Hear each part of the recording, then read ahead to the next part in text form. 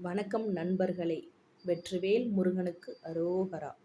இன்று முருகனை நம்பினால் வாழ்க்கையில் என்ன மாற்றம் வரும் என்று தெரிஞ்சுக்கலாமா?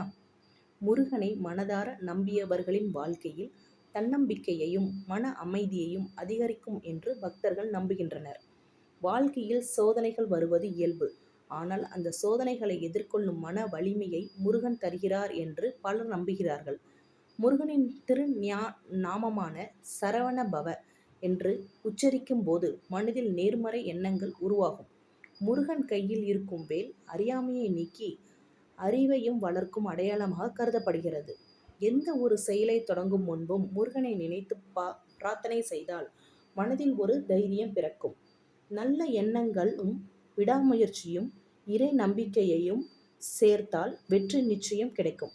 முருகன் அருள் உங்கள் குடும்பத்திற்கும் கிடைக்கும். ஆரோக்கியம், மகிழ்ச்சி மற்றும் செழிப்பு பெருகட்டும். வெற்றிவேல் முருகனுக்கு அரோகரா! வெற்றிவேல் முருகனுக்கு அரோகரா!